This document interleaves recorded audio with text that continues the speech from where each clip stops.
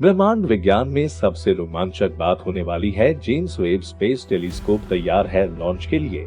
यह $10 अरब का उच्च तकनीक वाला चमत्कार है जो नई दुनिया का पता लगाएगा और हमारी आकाशगंगा और उसके बाहर जीवन की खोज करेगा। हम उत्तर खोजने के कगार पर हो सकते हैं। विज्ञान का सबसे बड़े प्रश्न, क्या हम ब्रह्मांड में अकेले हैं? अब यह जानने के लिए तैयार हो जाए कैसे ये मशीन हमारे ब्रह्मांड को देखने के तरीके को बदल देगी और मानवता को वह नई चीजें दिखाएगी जो वह पहले कभी नहीं देखा।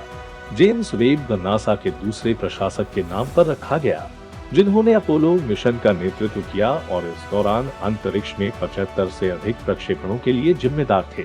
वेब टेलीस्कोप 100 गुना अधिक शक्तिशाली है हबल की तुलना में, इसलिए कुछ वैज्ञानिक इसे टाइम मशीन कहते हैं। आपका स्वागत है हमारे चैनल पर, जहां आज हम बात करने वाले हैं जेम्स वेब स्पेस टेलीस्कोप के बारे में। इमेजिन करें कि अगर आपको हमारी दुनिया से 3000 लाइट ईयर्स दूर किसी और प्लेनेट पे भेजा जाए और वहां जाकर आप एक इंतहाई पावरफुल टेलीस्कोप की मदद से अर्थ पर जूम करें, तो मालूम है कि आपको अर्थ पर क्या दिखेगा।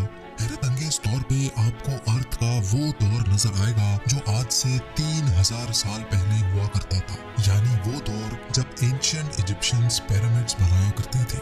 इसका मतलब ये हुआ कि ये पावरफुल टेलीस्कोप आपके लिए एक टाइम मशीन का काम करेगा। बेशक आप 3000 साल पहले वाले अर्थ पर जा तो नहीं सकेंगे, लेकिन आप उसको देख जरूर सकेंगे। अब आप अपने इमेजिनेशन से निकलकर इस मशीन को देखें, क्योंकि यही है वो टेलीस्कोप जो हमारी दुनिया से करोड़ों लाइट ईयर्स दूर मौजूद गैलेक्सीज, स्टार्स और प्लैनेट्स के पास्ट में देखने की काबिलियत रखता है। ये टेलीस्कोप नासा के साइंटिस्ट पिछले 30 सालों से बना रहे थे, जिसको आज जेम्स वेब स्पेस टेलीस्कोप कहा जाता है।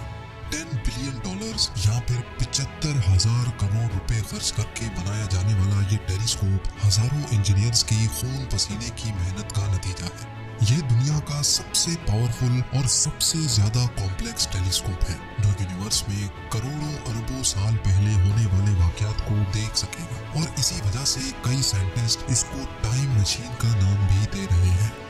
नासा के पास अब एक ऐसी चीज आ चुकी है जिसके जरिए अर्थ और इस यूनिवर्स के पोशीदा राजों से अनकरीब पर्दा उठने जा रहे हैं। लेकिन सवाल ये है कि करोड़ों अरबों साल पास्ट में जो कुछ भी हुआ वो ये टेलीस्कोप कैसे देख सकेगा।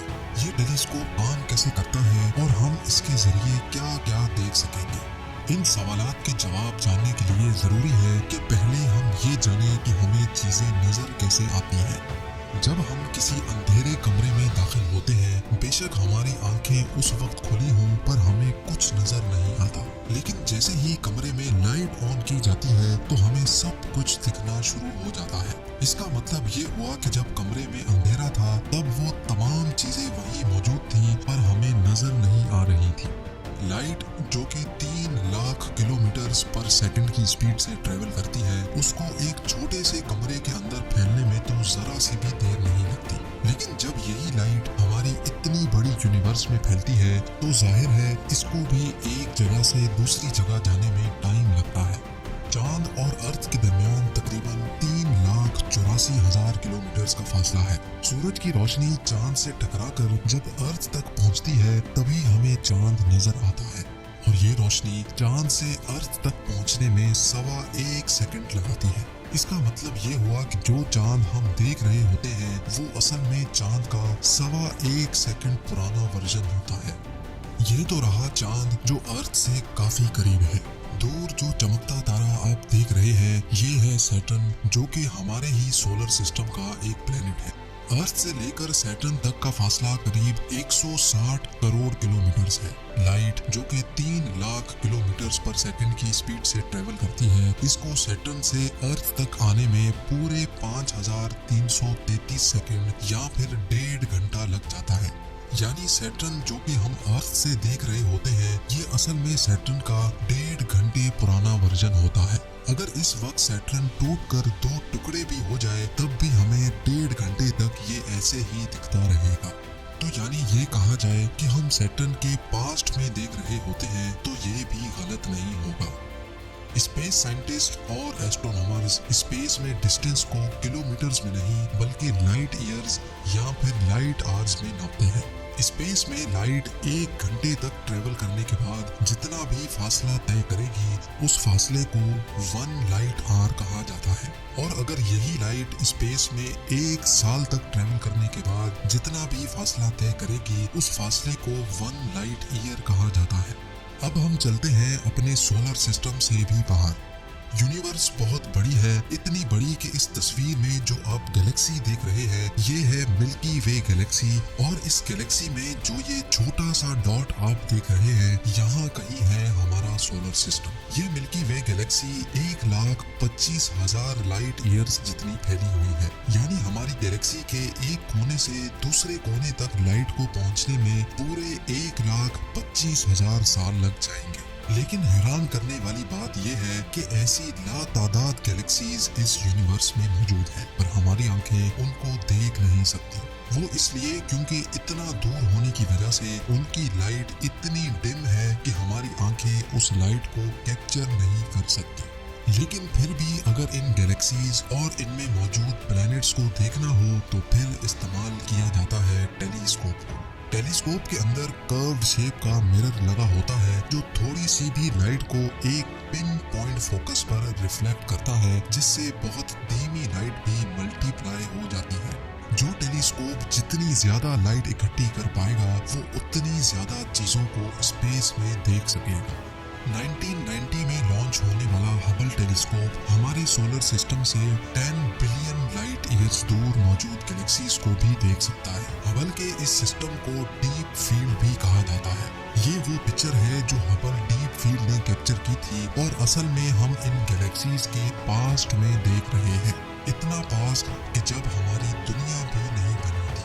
जी हाँ, गैलेक्सीज का ये वर्जन जो आप देख रहे हैं इनमें से जो लाइट निकल रही है वो असल में 10 अरब साल पहले निकली थी जो आज हमारे तक पहुंची है, जबकि अर्थ आज से 4.5 अरब साल पहले बना था। अब सवाल ये उठता है कि जब हबल टेलीस्कोप ऑलरेडी गैलेक्सीज के पास्ट में देख सकता है तो फिर हमें जेम्स वेब स्पेस टेलीस्कोप की जरूरत क्यों पड़ी।